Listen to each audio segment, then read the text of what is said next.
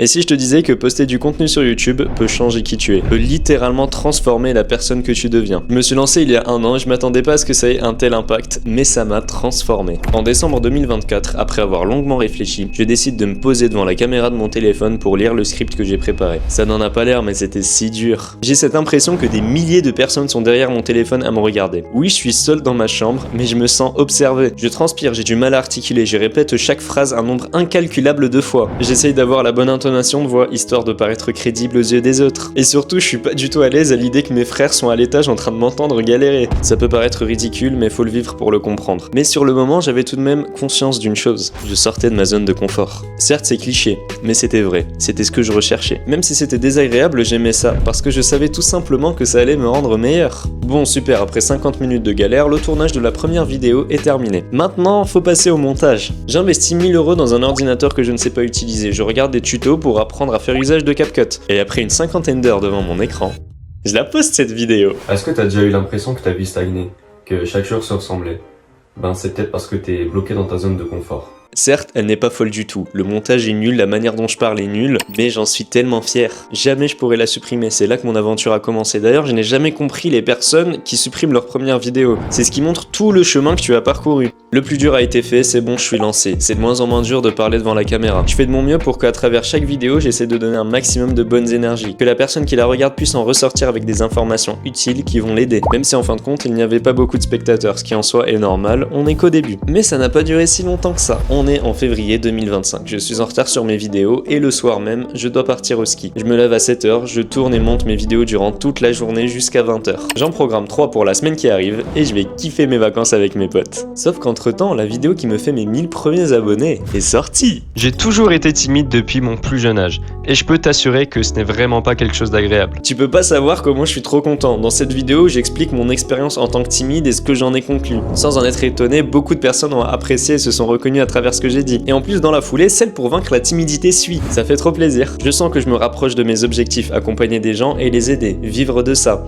Mais ouais, il y a toujours un mais. Il n'y a pas eu que du positif dans ces vidéos qui ont percé. Le fait de voir des vidéos percées, ça fait du bien. Le cerveau libère de la dopamine. C'est elle qui donne la sensation de plaisir et c'est aussi elle qui peut créer une addiction. D'ailleurs, ça a été le cas pour moi. J'ai été addict aux statistiques. Je finissais par ouvrir très souvent YouTube Studio pour avoir mon petit shoot de dopamine. Parfois même plusieurs fois dans la même heure. Je vois que j'atteins mes 1000 premiers abonnés et ma confiance en moi gonfle, mon bonheur intérieur augmente. Et lorsque les prochaines vidéos s'en suivent, c'est plus aussi stimulant. Le doute s'installe et là, c'est pas agréable. Pour te donner un exemple de ce qu'on ressent dans ce genre de situation, c'est comme avec la drogue. La première fois que tu goûtes, c'est excellent. Tu veux en reprendre et c'est meilleur à chaque fois. Jusqu'à ce que tu sois addict et puis du jour au lendemain, on te la retire. C'est horrible. C'est la même chose pour une vidéo qui marche. Tu prends à chaque fois de plus en plus de plaisir en voyant ton nombre d'abonnés augmenter. Puis d'un coup, bam, tes statistiques, elles stagnent complètement alors que tu passes une dizaine d'heures à bosser sur chaque vidéo. Et ça fait encore plus mal lorsque tu postes une vidéo et que tu vois ton nombre d'abonnés diminuer. Le mental, il en prend un coup honnêtement. Et d'ailleurs, c'est à ce moment que beaucoup finissent par abandonner. Mais bon, heureusement, ce n'est pas ce que je fais. D'ailleurs, ça ne m'est même pas venu à la tête. Si mon grand frère a réussi, je vois pas pourquoi moi je n'y arriverai pas. Mais comment faire? C'est là qu'une option se présente à moi.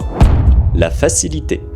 Dans la vie, ça va tous nous arriver, à un moment ou un autre, on va finir par être tenté par la facilité. Tu galères dans ce que tu fais, personne ne te voit, et là t'as l'option facile qui se présente à toi. Et c'est la même chose lorsque tu crées du contenu sur YouTube, TikTok ou tout le reste. Mais la facilité a tout de même un coût. Elle te demande de mettre une chose précieuse de côté, tes valeurs et ton éthique. Et une fois que tu les as jetées, bien sûr, là oui tu pourras mentir, profiter des autres, parler de sujets vides mais attirants, ou bien copier-coller une vidéo d'un autre créateur. Aujourd'hui encore, je vois toutes ces options se présenter à moi. Alors certes, c'est tentant. Mais si je ne le fais pas, ce n'est pas que pour les personnes qui regardent mes vidéos, c'est aussi pour moi-même. Parce qu'en faisant ça, je vends tout simplement mon âme au diable. Je me détruis de l'intérieur, je ne pourrai jamais être fier de moi-même. D'ailleurs, t'as pas remarqué un petit changement au niveau de mon intention par rapport au début? Ce n'est plus du tout la même. Au commencement, lorsque je suis sur YouTube, j'ai pour simple but d'aider les autres et de sortir de ma zone de confort. Mais petit à petit, je me soucie bien plus du nombre de vues que je fais. Je ne poste plus pour prendre du plaisir et aider, mais pour faire des vues. Et c'est là que je tombe dans le piège. Bien sûr que je finis par me remettre en question et me dire, mais attends, est-ce que ce que je fais c'est mauvais ou pas pour moi? C'est vrai que j'ai envie de vivre en partie grâce à YouTube, grâce au coaching et aux accompagnements que je vais faire. Alors est-ce que c'est normal d'être content de faire des vues? En soi, ouais, c'est normal, je peux pas m'en vouloir. Mais le piège dans cette situation serait de voir son audience comme de simples statistiques et de ne plus les considérer. Après, ce n'est que ma vision, mais si je passe à côté de ce côté humain avec ma communauté, je rate tout ce pourquoi je me suis lancé de base. Parce qu'en soi, c'est grâce à ma communauté, grâce à toi en partie que je peux faire tout ça. Quand j'entends juste Et gros, tes conseils, ils ont marché de fou. ça me donne le sourire parce que je suis content, j'ai un effet sur quelqu'un, j'aide une personne. Alors si toi aussi tu veux me donner le sourire, n'hésite pas à venir sur Insta et envoie-moi un message, pose-moi des questions, je veux t'aider.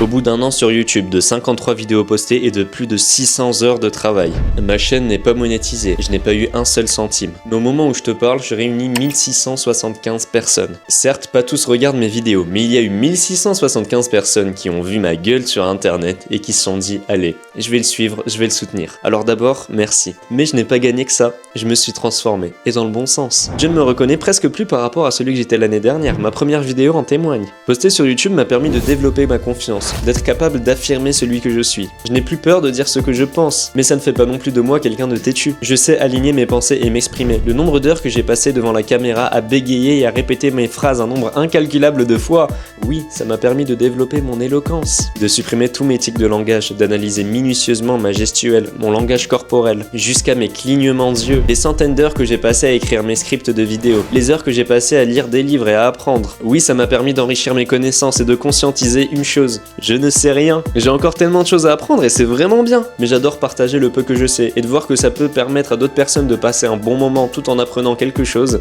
ça me comble. Je suis passé par des moments de doute, j'ai tenté différents concepts. Et en soi, je suis encore un peu perdu actuellement, mais je sais que je suis sur le bon chemin. En tout cas, je sais ce que je veux faire. Aider d'autres personnes. Si tu veux travailler ton mental, ta discipline, ta résilience, viens créer du contenu. Le mental que ça demande de retourner bosser lorsque tu as travaillé une dizaine d'heures sur une vidéo qui en fin de compte ne plaît à personne, ça fait très mal. Et ça n'arrive pas qu'une fois et il faut continuer encore et encore et encore. C'est là que ce qui te permet de tenir sur le long terme, c'est l'amour du travail que tu produis. Je respecte toute personne qui arrive à persister en l'absence de résultats. Je passe actuellement par là et je sais ce que ça fait. Aux yeux de certains, je suis vu comme un fou, comme quelqu'un de débile qui est sur le point de rater sa vie. Et en soi, peut-être qu'ils ont pas tort. C'est vrai que j'ai envie d'arrêter les études et que je passe la majorité de mon temps à créer des vidéos qui ne rapportent rien du tout. Mais j'ai confiance en moi et cette confiance, je l'ai développée en partie grâce à YouTube. Et puis bien sûr, d'un autre côté, il y a des personnes qui me soutiennent, des personnes qui me respectent pour ce que je fais, des personnes qui voient en moi quelqu'un qui a su affronter ses peurs. Quelle sera la suite de mon histoire sur YouTube? Ah bah ça personne le sait, l'avenir nous le dira. Si ça peut t'intéresser, bien sûr ma chaîne, tu verras, j'essaye d'améliorer mon contenu à chaque fois. En fin de compte, qui sait, peut-être que cette chaîne n'aboutira à rien du tout. Ou peut-être que mon objectif des 10 000 abonnés sera atteint.